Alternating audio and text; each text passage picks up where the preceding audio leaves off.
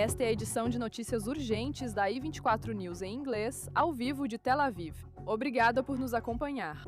O Irã está hoje prometendo atacar instalações de energia em todo o Oriente Médio e destruir irreversivelmente a infraestrutura crítica da região.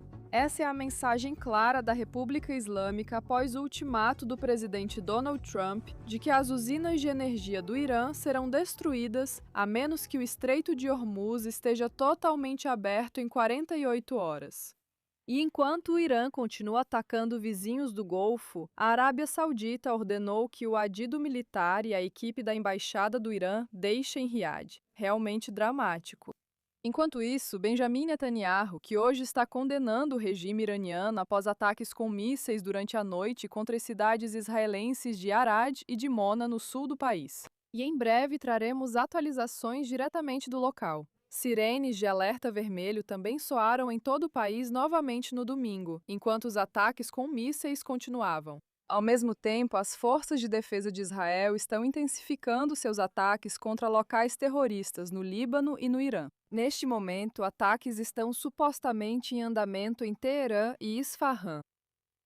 Mas primeiro vamos focar nos últimos acontecimentos aqui, com o Irã lançando mísseis balísticos contra Israel várias vezes no domingo, causando danos muito mais extensos do que nos dias anteriores. Impactos em várias cidades nas últimas horas, incluindo Holon, Bat-Yam, perto de Bahir e Or Yehudá. Pelo menos 2 pessoas ficaram feridas. Mais cedo à tarde, 15 pessoas ficaram feridas em Tel Aviv após um míssil com ogiva de bomba de fragmentação atingir a cidade, espalhando submunições explosivas. A maioria dos feridos teve lesões leves, mas algumas pessoas foram levadas ao hospital.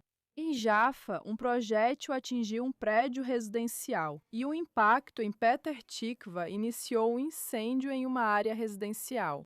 Ninguém ficou gravemente ferido nesses locais. A correspondente Balik Zlatin está em Tel Aviv e enviou esta atualização. Estou aqui em um dos locais de impacto no centro de Tel Aviv. Como você pode ver atrás de mim, houve danos severos aos prédios residenciais aqui. Mas nós estamos falando sobre vítimas graves no bombardeio de mísseis que aconteceu por volta do meio-dia, que atingiu diferentes partes do centro de Israel, incluindo outras cidades. Petah Tikva, por exemplo, estamos falando lá de pessoas que, em sua maioria, ficaram levemente feridas. Apenas uma pessoa, na verdade não muito longe daqui, está em estado grave e também está hospitalizada. Porque a pequena bomba, a munição de fragmentação que o Irã usa em seu míssil, atingiu bem ao lado dele enquanto ele dirigia seu carro. E por causa da explosão, ele está em uma condição mais difícil. Por isso estamos falando aqui de uma pessoa que está gravemente ferida. Os outros estão em condição leve. E outro impacto aconteceu por volta das 16 horas, que também causou danos. E 2 pessoas ficaram levemente feridas na área de Holon e Bat-Yam, mas houve danos a alguns prédios residenciais lá. É muito óbvio que a munição de bomba de fragmentação que o Irã vem usando desde o início da guerra está impondo um desafio para o sistema de defesa aérea de Israel. Porque não estamos falando aqui de um míssil unitário que pode ser interceptado, mas sim de um míssil que, ao chegar a certo ponto, se fragmenta em bombas menores. Elas causam menos danos, mas definitivamente impactam uma área ampla ou uma grande extensão.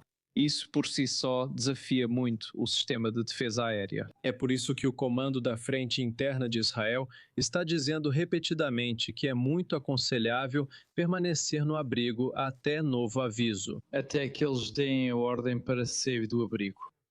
E todos os estilhaços e partes do interceptador ou do próprio míssil caem no chão, e então eles podem sair. Então, novamente, aqui no centro de Israel, onde vários mísseis balísticos caíram hoje, realmente causaram danos. Pessoas ficaram feridas, mas um número menor do que vimos ontem, tanto em Arad quanto em Dimona. Correspondente Balik Statin com essa atualização de Tel Aviv. Obrigada, Balik.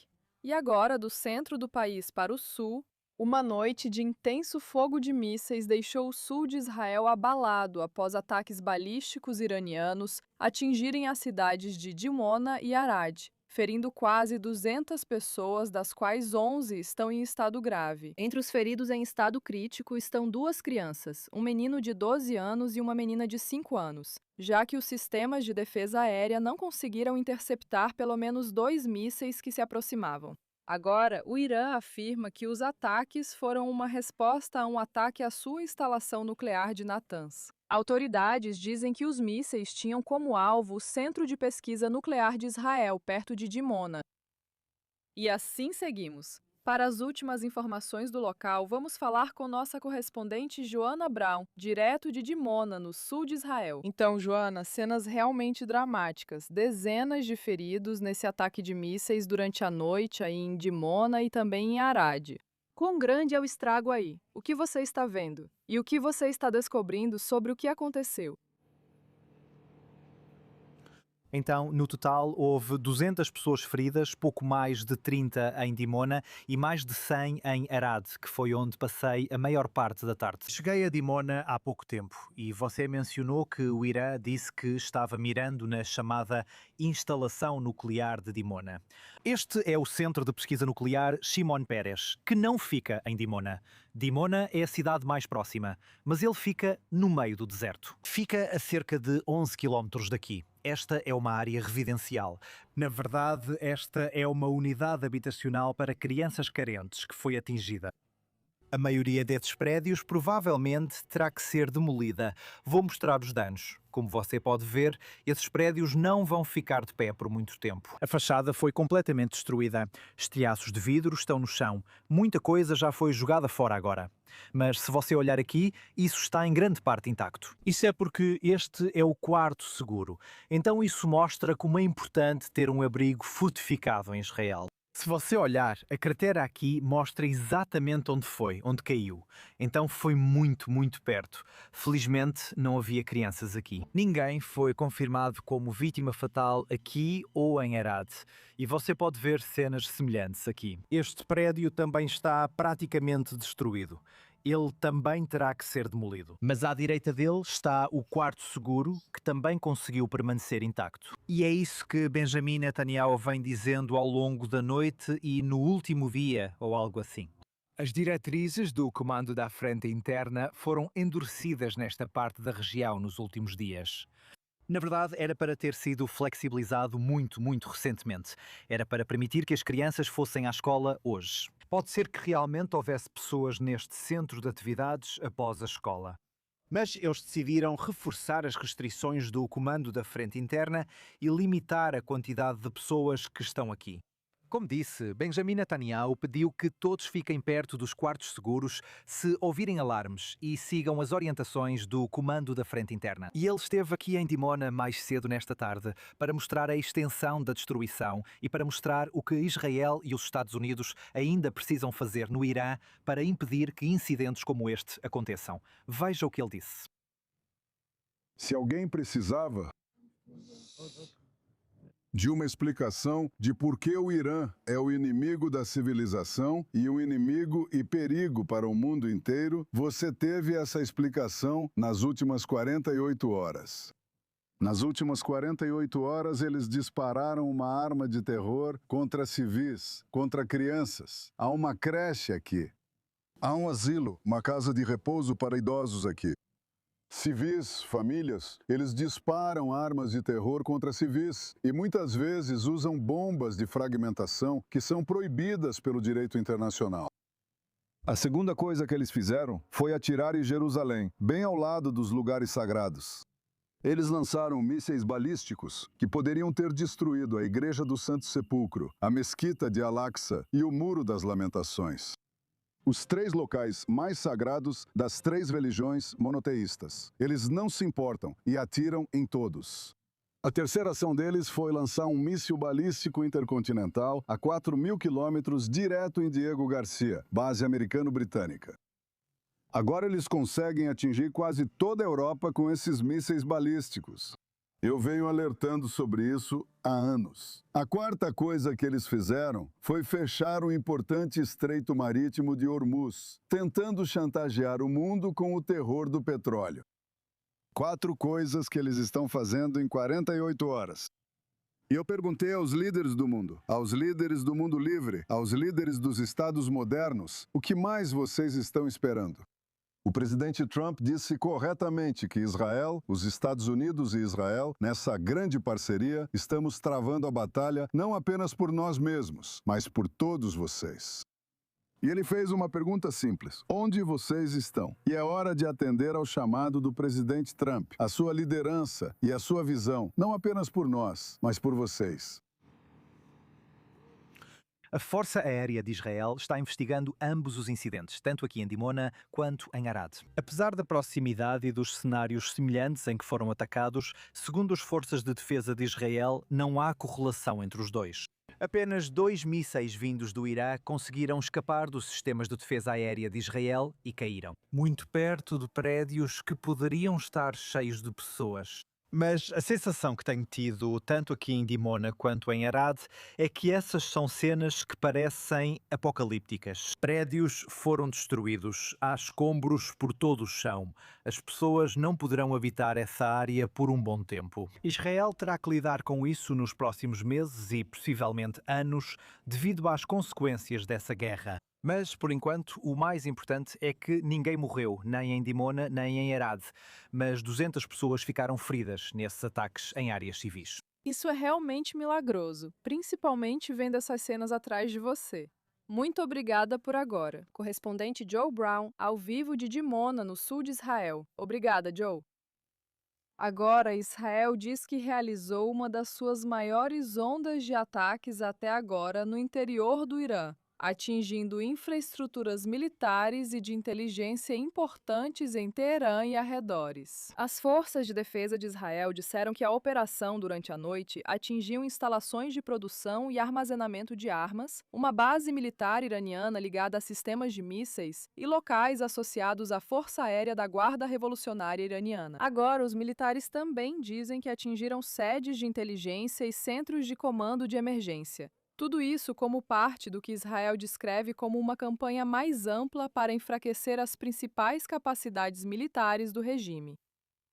Para comentar esses acontecimentos, recebemos no estúdio a analista de segurança Yaakov Lapen, do podcast A Avaliação Lapen, e a correspondente sênior do Oriente Médio, Ariel Ossaran. Senhores, muito obrigada a ambos. Certamente foi um fim de semana dramático para toda a nação. Yaakov, estamos ouvindo agora que Israel está atacando alvos em Isfahan e em Teherã enquanto falamos. Sua avaliação sobre o que aconteceu?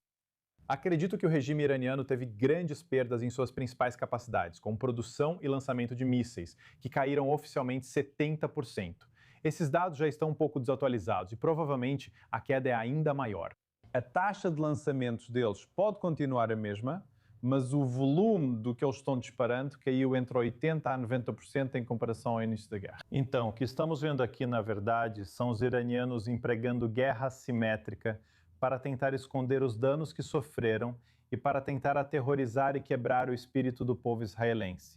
E eles estão fazendo isso disparando pequenas rajadas dia após dia com o que restou de suas capacidades de mísseis. Tudo isso é feito para sinalizar que eles ainda estão nessa luta, mas também para esconder o fato de que sofreram danos catastróficos. Sabe, em todos os lugares que olhamos, liderança substituta, comando da Guarda Revolucionária, milícia Badid, todos foram duramente atingidos. Por isso, acredito que isso também seja um ato de engano do Irã. Também tivemos algumas falhas muito incomuns da defesa aérea no sul ontem, que, obviamente, as forças de defesa de Israel vão ter que investigar. Mas vamos olhar para o quadro geral novamente.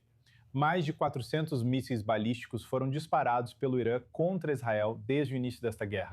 E tivemos 4 impactos diretos desses. Então, é uma taxa de interceptação de mais de 92%.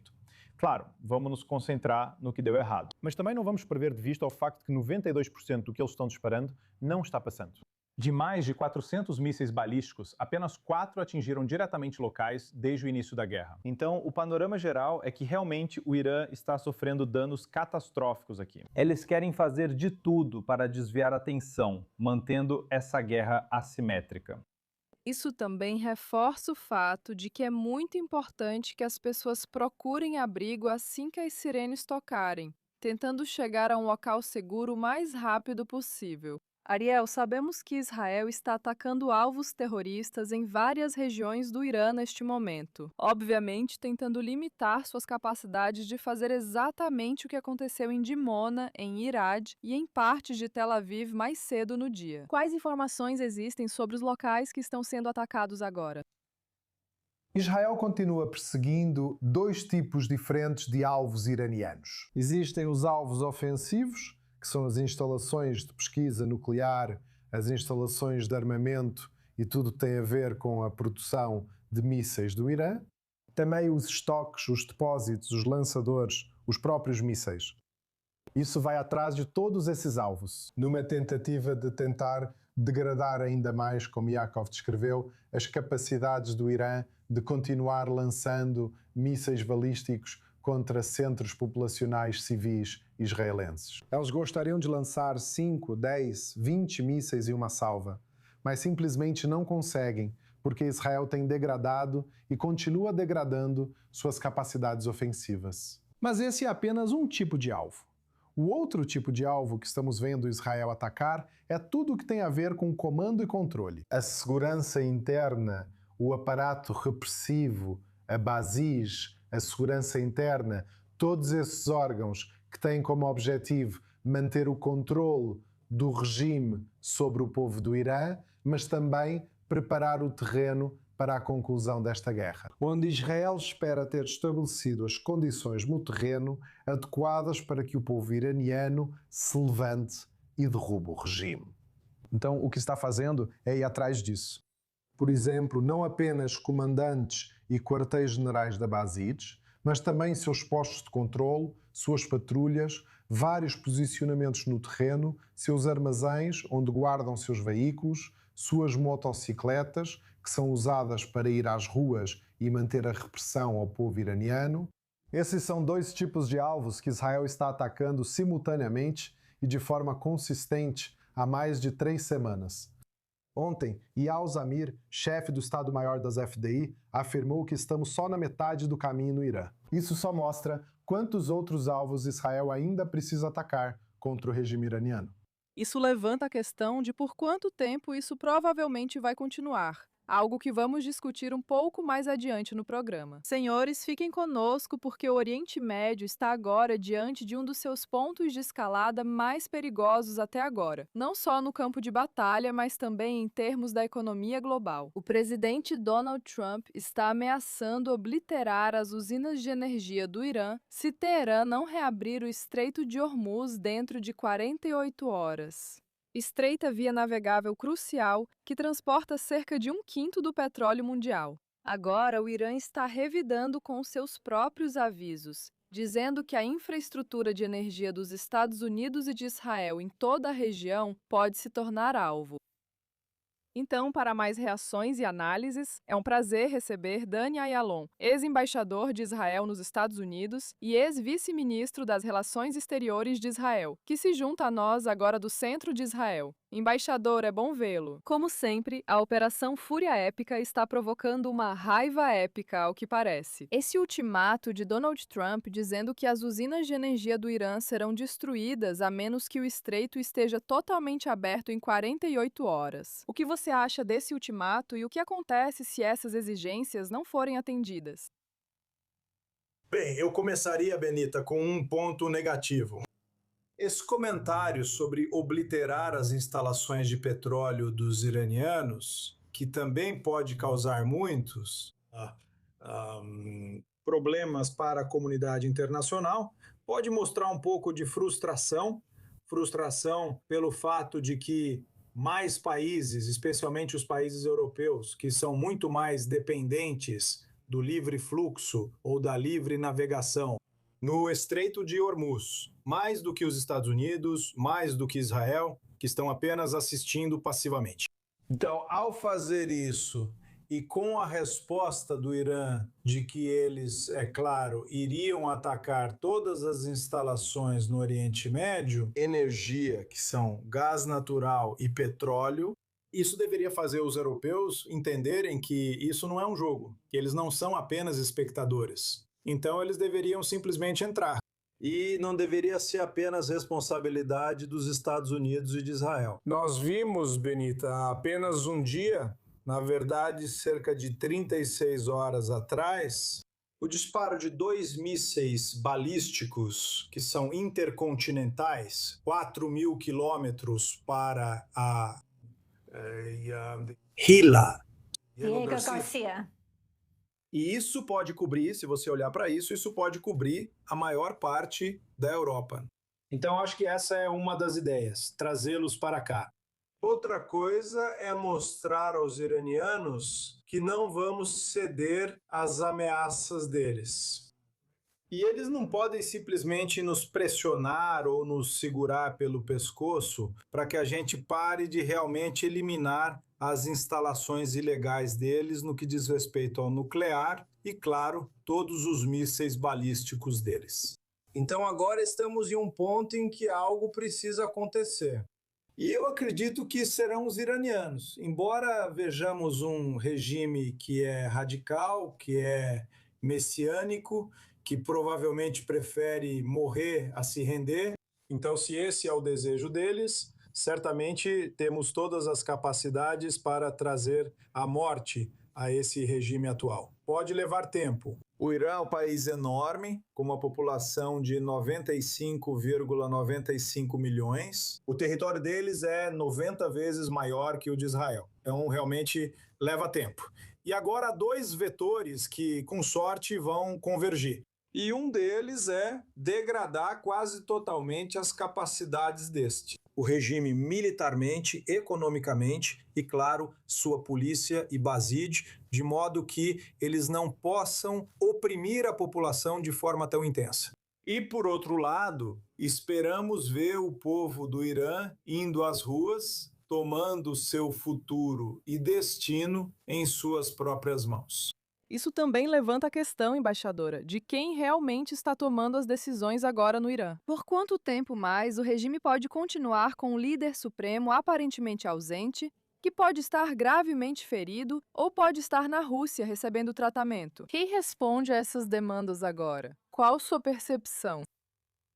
Bem, eu acredito que há uma desordem total nos altos escalões do regime. Eles estão todos se escondendo e eu espero que mais deles sejam interceptados ou eliminados como merecem. Neste momento, vemos que não há uma verdadeira luta pelo poder, porque os mais radicais assumiram o controle. Atualmente, quem dá as ordens é a Guarda Revolucionária Islâmica. E esse é o grupo mais radical dentro da Guarda Revolucionária Islâmica, liderado por Mujtaba Khamenei, que, como você mencionou, não tenho certeza se está em plena posse de suas faculdades mentais. Mas, de qualquer forma, as pessoas ao redor dele são tão radicais quanto ele, e nesse momento são eles que estão dando as ordens. Vemos que o presidente do Irã, Azarjan, que pertence à ala mais moderada do governo iraniano, está totalmente inclusivo. Pego de surpresa. E neste momento, novamente, acho que veremos uma intensificação nas próximas semanas, antes de vermos uma calmaria e, com sorte, um novo regime. Enquanto isso, nos bastidores, aguardava o príncipe herdeiro Reza Pahlavi, filho do Shah, com um apelo interessante ao presidente Donald Trump e a Benjamin Netanyahu, o primeiro-ministro israelense, pedindo a eles que continuem mirando no regime e em seu aparato de repressão, poupando a infraestrutura civil, dizendo que os iranianos vão precisar reconstruir seu país futuramente. O que você acha desta mensagem para o presidente dos Estados Unidos e o premier israelense nas redes sociais agora? Bem, eu acredito que o Shah do Irã no exílio está ganhando cada vez mais legitimidade à medida que vemos a crueldade desse regime e como eles não se importam com a própria população. Eles preferem sacrificar toda a população do Irã para permanecer no poder e não se render. Eu gostaria que mais países, não apenas Israel e os Estados Unidos, apelassem a Riza Pahlavi e o apoiassem. Mas também, novamente, eu volto aos países europeus. Eu acho que quanto mais apoio internacional ele receber, mais legitimidade ele vai ganhar dentro do Irã. Mas certamente há muita adesão lá. E vemos que as mensagens dele são muito bem recebidas pela população iraniana. Certamente aguardamos para ver como isso vai se desenrolar. Existem tantos cenários diferentes que podem acontecer nas próximas horas, dias e semanas. Ex-embaixador israelense Dani Ayalon, obrigado por participar desta edição de Notícias de Última Hora. Obrigado, Benita. Bem, agora uma pausa bem rápida. Mas quando voltarmos, o porta-voz das Forças de Defesa de Israel, general de brigada F. Defren, vai trazer uma atualização para a nação, no 23º dia da guerra. Se e quando isso acontecer, vamos transmitir ao vivo para você. Então fique ligado na I24 News. Voltamos já, não saia daí. Só 2 minutinhos e já estamos de volta. Fique ligado.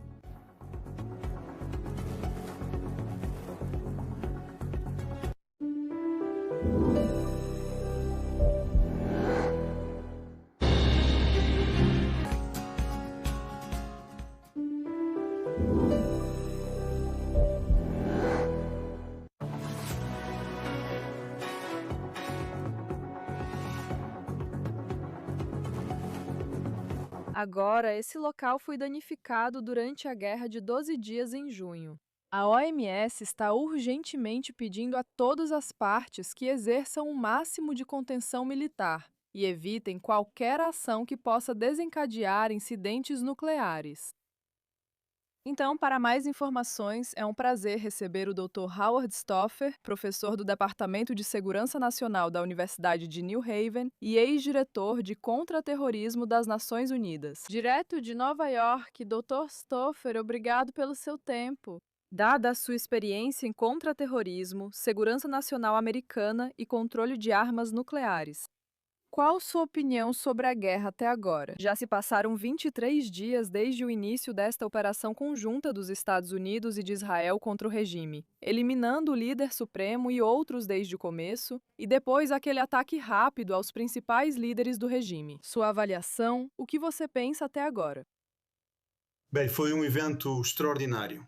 A capacidade dos Estados Unidos e de Israel de eliminar a liderança do regime iraniano e, claro, da Guarda Revolucionária Islâmica e da Basij, é extraordinária por si só. Estamos chegando a um estágio crítico. Como você disse, a Organização Mundial da Saúde está preocupada com ataques a usinas nucleares.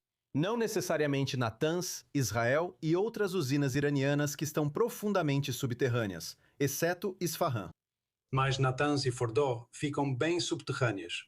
Mesmo atacando essas usinas, o vazamento de radiação é muito improvável. Mas qualquer ataque a Bushehr, a usina nuclear civil iraniana, e qualquer ataque à usina dos Emirados Árabes Unidos em Bukhara, esses poderiam levar a eventos significativos. Seria tão ruim quanto Chernobyl ou pior?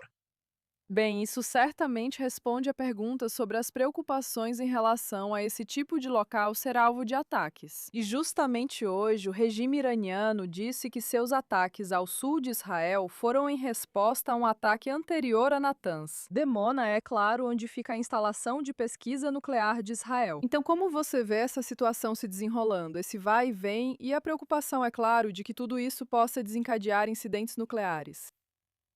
Bem, se houvesse um ataque ao local de Bushehr, que fica, você sabe, no Irã, há 300 mil pessoas que vivem a uma curta distância desse local. E se a eletricidade fosse cortada, não haveria sistemas de resfriamento. Se os sistemas de resfriamento não funcionassem, então haveria um derretimento nuclear lá. Com todas as consequências que aconteceram em Chernobyl e Fukushima, no Japão, a mesma coisa. Se houvesse um ataque a Dimona, aquele reator de pesquisa provavelmente sofreria um derretimento. Não tenho certeza sobre como seriam as capacidades elétricas dele para manter a água de resfriamento circulando. Mas estamos falando de eventos que vão durar, séculos. Há partes de Chernobyl agora que estão irradiadas com estrôncio 90 e césio 137, cuja meia-vida vai durar pelo menos 300 anos. Então existem áreas que poderiam ser completamente inaceitáveis para se viver por séculos. se pensarmos em atacar esses locais. E eu poderia acrescentar sobre essas duas usinas. Elas também fornecem eletricidade para a dessalinização. E claro, o Irã tem uma escassez de água muito séria, e um ataque à usina de dessalinização dos Emirados Árabes Unidos ou a outras usinas de dessalinização deixaria milhões de pessoas sem água. E então, toda essa situação acontecendo no Golfo poderia se tornar um problema global. Bem, certamente esperamos que os tomadores de decisão estejam bem cientes dos riscos quando esses locais nucleares são alvo. Muito obrigada. Agradecemos muito o seu tempo. Doutora Howard Staffer, ao vivo de Nova York. Obrigada por participar desta edição de Notícias de Última Hora. Fique bem. Obrigada. Certamente perturbador de se pensar, de fato. E agora estamos voltando nossa atenção para a Arábia Saudita, porque Riad agora ordenou que o adido militar do Irã e 4 funcionários da embaixada deixem o reino em até 24 horas, acusando Teherã de continuar ataques com mísseis e drones em seu território. A medida ocorre após ataques repetidos a locais importantes, incluindo áreas próximas à capital e infraestrutura energética crítica. Autoridades sauditas dizem que esses ataques podem ter consequências significativas tanto para as relações atuais quanto futuras com o Irã. Com certeza, é realmente uma mudança dramática. Então, para mais informações, é um prazer receber Flair Hassan Achon, enviada especial do Ministério das Relações Exteriores e cofundadora do Conselho Empresarial Emirados Árabes Unidos-Israel. Muito obrigada pelo seu tempo. Bem, uma mudança dramática, com certeza. É muito incomum, Fleur, ver Riad tomando uma posição assim contra o regime iraniano, ordenando que o adido militar e a equipe da embaixada deixem o reino. O que você acha disso? Qual é a sua percepção? Bem, na verdade é interessante que eles não tenham cortado completamente os laços diplomáticos, expulsaram o adido militar e 3 ou 4 membros da equipe dele, mas não fecharam a embaixada, não expulsaram os adidos comerciais. Então, o que isso nos mostra é que eles ainda querem manter uma linha de comunicação aberta com o Irã neste momento. E é realmente quase como se eles estivessem tentando ao máximo evitar passar da defesa, que é onde eles estão agora, para o ataque. Mas eles estão quase sendo empurrados para isso, aos poucos, pelas contínuas agressões da República Islâmica contra a Arábia Saudita. Não é só a Arábia Saudita, como você sabe. O que me leva à minha próxima pergunta. O que você pensa sobre isso? O regime em Teherã continua com seus ataques de mísseis e drones contra as nações do Golfo, não só em infraestruturas energéticas importantes, mas também em locais civis, hotéis e aeroportos. Como você bem sabe, qual é a sua opinião sobre isso? E por quanto tempo essas nações do Golfo poderão continuar adotando uma abordagem mais diplomática ou contida para responder a esses ataques contínuos do regime? Essa é uma ótima pergunta. Acho que tudo foi um grande erro de cálculo da República Islâmica do Irã. Olha, eles têm atacado esses países por meio de intermediários. Eles têm atacado esses países de forma muito precisa. Quase como, sabe, sempre existe uma certa possibilidade de negar. Sempre há alguma negação possível. Não fomos nós, foi um intermediário. Alguém agiu fora do controle e agora atacaram eles diretamente pela primeira vez. Mas, como você mencionou, não só contra os Estados Unidos nesses países, mas diretamente contra civis, diretamente contra a economia deles, contra o turismo. Acredito que foi um grande erro de cálculo, embora outros possam discordar. Eles querem o máximo de caos possível para que o mundo pressione economicamente os Estados Unidos a parar. Acredito que eles levaram as pessoas ao ponto de não retorno. Tanto que, inicialmente, esses países do Golfo eram neutros. Eles estavam dizendo para os Estados Unidos, não comece isso. E agora estão dizendo para os Estados Unidos, termine o trabalho. Porque se vocês não terminarem o trabalho, a fúria, a vingança pelo que aconteceu vai recair sobre nós. Nós não queremos que isso acabe sendo algo pelo qual pagaremos o preço. E agora, os países do Golfo estão muito determinados para que os Estados Unidos e Israel terminem o trabalho. A questão é, eles vão se juntar E talvez a segunda pergunta seja: queremos que eles se juntem, já que estamos no ataque? Talvez devam apenas permanecer onde estão para manter certa aparência de equilíbrio na região. Isso certamente levanta questões sobre as dinâmicas em mudança no Oriente Médio. E especificamente, se você olhar para as relações antes de 7 de outubro entre a Arábia Saudita e Israel, e agora avançar para hoje. A guerra ainda está em andamento. Mas se você tivesse que olhar para o futuro, qual é a sua percepção sobre o que poderia se transformar ou acontecer entre Riad e Jerusalém e outras nações do Golfo mais adiante? Interessante você citar 7 de outubro, pois antes disso, achávamos que sabíamos. Nós encontramos evidências de que o Hamas realizou o ataque de 7 de outubro quando fez para impedir a normalização entre Israel e a Arábia Saudita. Mas o que é realmente interessante é que, há alguns meses, eles mudaram completamente de direção. Decidiram se afastar de Israel, decidiram se afastar dos acordos de Abraão. Nós vimos uma mudança de postura. Tudo isso acabou agora, já que essa guerra trouxe o Golfo mais unido entre eles e, como disse o ministro dos Emirados Árabes Unidos há alguns dias, mais próximo de Israel. Bem, com certeza vai ser fascinante ver como todos esses relacionamentos vão se desenrolar daqui para frente. Como sempre, agradeço seus comentários. Flor Hassan Achon, ao vivo de Jerusalém. Muito obrigada. Agora, uma nova informação acaba de chegar à I24 News. Estamos sabendo que o Irã decidiu limitar seus ataques à Arábia Saudita por preocupação. Vou parar porque a porta-voz das Forças de Defesa de Israel está falando. O fogo vindo do Irã e do Líbano continua. Estamos intensificando nossos ataques o tempo todo, tanto no Irã quanto no Líbano. Não podemos esquecer que estamos lutando contra um regime de terror e seus braços. Esta é uma guerra necessária. Obtivemos conquistas importantes, mas isso é uma campanha. Também pode nos custar caro, como vimos nos últimos dias. Quero contar para vocês o que aconteceu ontem. O regime iraniano lançou mísseis balísticos no coração de populações civis, em Mona.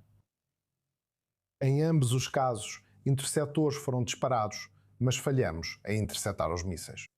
Nossa investigação na Força Aérea revelou que as falhas na interceptação nos dois incidentes não estão relacionadas. Os momentos após o impacto. Forças do Comando da Frente Interna foram enviadas para a área. Quero aqui desejar uma rápida recuperação a todos os feridos. O que aconteceu? O que aconteceu no outro dia não é uma ameaça nova.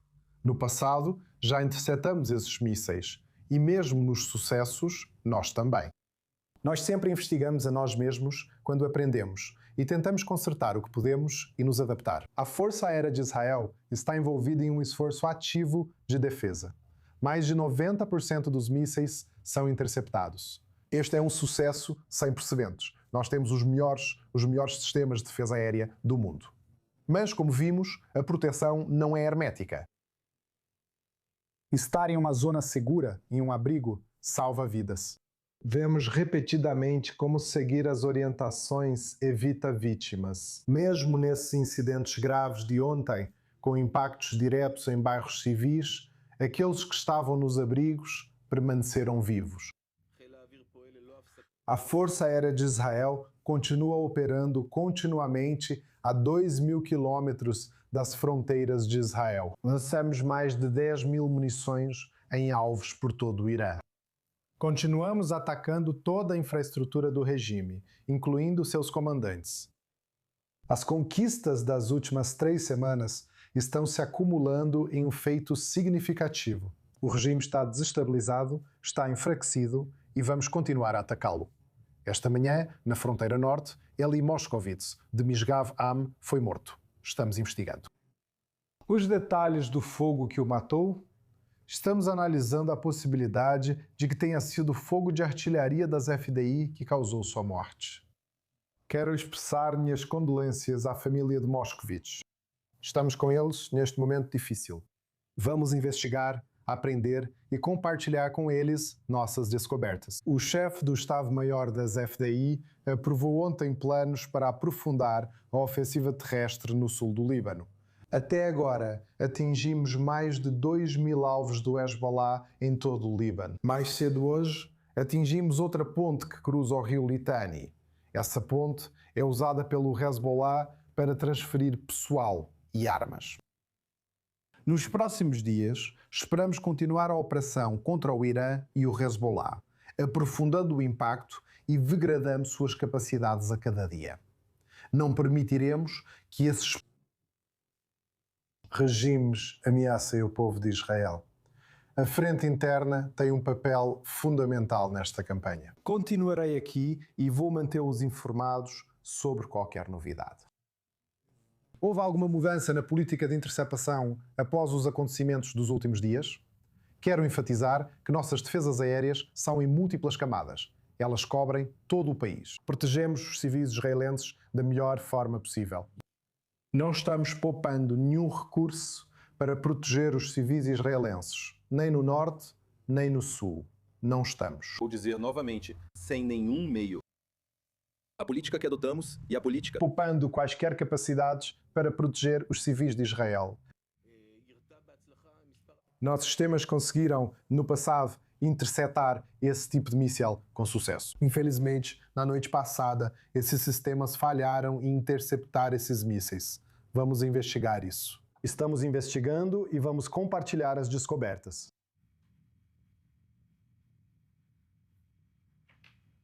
A porta-voz das FDI, general de brigada F. Defran, está respondendo perguntas após uma atualização muito breve no 23º dia da guerra. Yakov Lapin, analista de segurança, suas considerações. Acredito que as Forças Armadas tentam se comunicar com o povo israelense após uma noite muito difícil ontem. A frase-chave é: não há relação entre a primeira e a segunda falha de interceptação. Eles basicamente dizem que não se trata de uma falha sistêmica. As defesas aéreas seguem ativas e fortes. E houve 2 falhas pontuais que estão sendo investigadas, mas ele realmente quer dissipar a ideia de que existe algum tipo de problema sistêmico com as defesas aéreas. O que não é verdade, porque elas estiveram em ação o dia todo. Sabemos que as defesas aéreas funcionam porque vimos em ação. Portanto, eles precisam revisar essas falhas rapidamente. Acredito que há um equilíbrio, pois eles não querem dar informações demais ao inimigo sobre por que os interceptores não atingiram os mísseis. No fim das contas, esse é um equilíbrio que os militares precisam manter durante o tempo de guerra. Comunicar-se com o público, tranquilizá-lo, mas não dar muita informação que o público pode querer ouvir, porque isso pode acabar ajudando o inimigo. Definitivamente, é um equilíbrio difícil de manter. Sabe, no fim das contas, ele também está falando sobre ampliar os ataques, mas acho que também temos que dizer que as forças de defesa de Israel continuam com os ataques e já atingiram uma quantidade enorme de alvos no Irã, e todos esses são alvos críticos. Nenhum deles é um alvo sem importância. Estamos falando de bem mais de 8.000 alvos, algo em torno de 8.500, provavelmente mais nessa altura, que Israel já atingiu no Irã. Somando os americanos e seu trabalho, já foram atingidos mais de 15.000 alvos no Irã. E esse número provavelmente é ainda maior agora. Então, sabe, eu acho que esses números deveriam ser compartilhados e deveria haver uma análise real de quão gravemente o regime iraniano foi danificado, porque acredito que isso vai informar o público muito mais do que simplesmente oferecer garantias. Vamos analisar melhor a situação na frente norte, como F. Defran citou. Fique conosco, mas quero voltar à notícia recente. Nós estávamos discutindo antes daquele briefing. E é isso. A I24 News está sabendo disso. O Irã decidiu limitar seus ataques à Arábia Saudita por receio de que ataques contínuos possam provocar uma resposta militar saudita. Isso aconteceu logo depois de discutirmos exatamente o que está se desenrolando no Golfo, mais cedo. No programa, a correspondente sênior para o Oriente Médio, Ariel Ozaran, explica antes de tudo as fontes dessa informação e quais são as implicações neste momento. Sim, essa é uma matéria trazida por Amichai Stein, do nosso canal Irmão em Hebraico, citando 2 fontes que dizem exatamente isso. O Irã decidiu limitar seus ataques à Arábia Saudita para não provocar uma ação militar. Vendo que os sauditas estão realmente prestes a decidir enfrentar o Irã militarmente. Segundo as fontes, autoridades sauditas deixaram claro no passado, e também em conversas com o Irã, que sua linha vermelha é qualquer ataque às suas instalações de geração de eletricidade e de salinização de água, dizendo: se vocês atacarem a infraestrutura civil, seremos obrigados a atacar vocês. Agora, é isso que os sauditas estão dizendo. Vamos olhar para o que está acontecendo no terreno ou nos céus da Arábia Saudita. Só nas últimas 2 horas, as forças sauditas derrubaram 5 drones iranianos que estavam indo em direção à província oriental. Essa é uma área onde estão localizadas instalações petrolíferas importantes da Arábia Saudita. E é uma região que o Irã tem consistentemente atacado nas últimas semanas, com dezenas de drones por dia. E só nessas últimas 2 horas, vemos que eles ainda estão lançando pelo menos 5 drones para essa área. Então é possível que eles tenham reduzido o número de mísseis balísticos que lançam contra Riad ou contra a base aérea dos Estados Unidos ao sudeste da capital, mas não é como se eles tivessem parado completamente com seus ataques. Ainda estamos vendo que eles estão atacando, mas de acordo com essas novas informações, isso é menos do que os iranianos pretendiam realizar contra a Arábia Saudita, pois temem que os sauditas possam se envolver militarmente. Como estão atualmente as capacidades de defesa da Arábia Saudita? Eles possuem sistemas de defesa americanos avançados, nos quais confiam. Veja, essa é a primeira guerra deles. Mas como Ariel disse, eles têm sinalizado que estão prestes a partir para a ofensiva. Então, se esse relatório for verdadeiro, faz sentido que o Irã queira diminuir um possível fronte. Eles já estão sob ataque das 2 forças aéreas mais poderosas do Oriente Médio e do mundo. E, na verdade, a Força Aérea Saudita também é muito capaz ofensivamente. Passou anos lutando contra os Houthis no Iêmen. Esses são caças modernos, com sistemas de treinamento fornecidos, em geral, pelos americanos. É interessante notar como os iranianos ainda conseguem fazer a análise de custo-benefício, mesmo que isso nos pareça estranho. E da forma como calculamos o custo-benefício, eles ainda estão fazendo seus cálculos. Esse relatório é um indicativo disso. E aparentemente se tornando cada vez mais isolados ao mesmo tempo. Prometemos atualizar sobre a Frente Norte. A fronteira norte de Israel segue em alerta máximo após vários ataques com foguetes no fim de semana.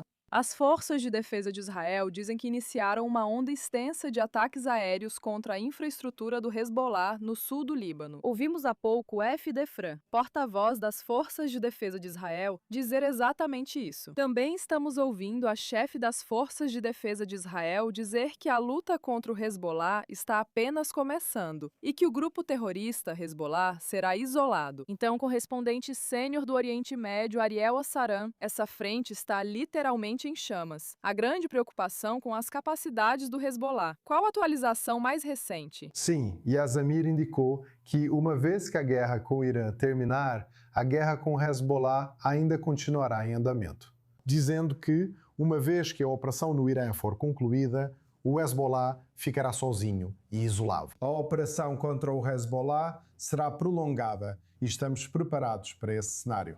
Isso acontece depois que ele aprovou planos adicionais para aprofundar a operação terrestre de Israel no sul do Líbano. Agora, isso significa que veremos nos próximos 1 ou 2 dias, ou até mesmo na próxima semana, grandes quantidades de forças avançando em terra? Não necessariamente. Isso também tem um tom diplomático para a liderança libanesa, de que Israel quer ver ações concretas por parte de Beirute para conter a agressão do Hezbollah neste momento. Mas também garantias de que as declarações vindas de Beirute, de que eles desarmaram com sucesso o Hezbollah ao sul do rio Litani, declarações que se mostraram falsas. Que garantias Israel pode receber de que pode confiar em Beirute? De que da próxima vez, quando tentar novamente desarmar o Hezbollah, terá sucesso? E até que Israel receba essas garantias, a ofensiva terrestre, ou podemos dizer, a pressão militar sobre o Líbano vai continuar. Segundo o chefe do Estado-Maior das FDI, Al-Zamir, isso só vai se aprofundar. A invasão terrestre, que muitos especulam traz alguma novidade, qual seria o impacto atualmente? 3 divisões das FDI estão manobrando no sul do Líbano, não como ofensiva terrestre em larga escala, mas ocupando posições mais profundas no país. Existe uma névoa de guerra sobre as localizações deles, naturalmente. E não queremos saber exatamente onde estão, mas certamente eles estão operando em todo o sul do Líbano. Tivemos hoje uma declaração interessante do ministro da Defesa, Katz. E ele disse isso: a primeira linha de vilarejos, Israel vai tratá-los. A primeira linha de vilarejos do sul do Líbano, ele vai tratá-los da mesma forma que Israel tratou Khan Yunis, Rafah e Shujaia.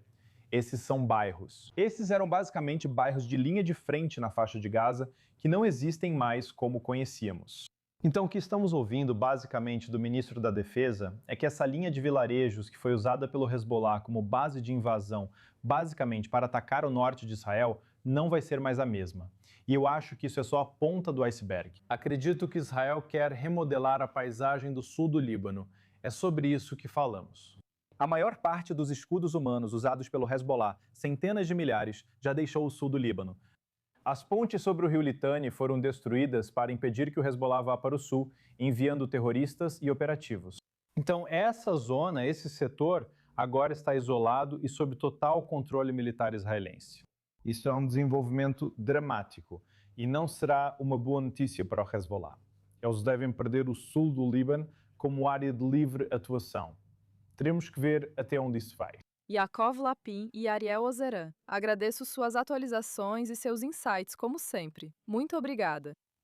Nada melhor que terminar uma edição especial com notícias recém-chegadas. Israel decidiu reduzir o número de aviões que pousam e decolam do Aeroporto Internacional Ben Gurion. A decisão de reduzir o tráfego aéreo foi tomada de acordo com as recomendações das autoridades de segurança, informação que chegou há poucos instantes. Os detalhes finais ainda não foram decididos, mas, de acordo com a emissora Kan de Israel, parece que haverá 50 passageiros em um voo de saída e ocupação total em um voo de chegada. Um voo vai pousar por hora e um voo vai decolar por hora. O Aeroporto Internacional Ben Gurion está programado para operar 24 horas por dia. No entanto, mudanças podem ocorrer dependendo da situação, que está em constante evolução. Isso é tudo para esta edição de Notícias de Última Hora. Acompanhe-nos nas redes sociais e veja nossa programação de transmissões ao vivo.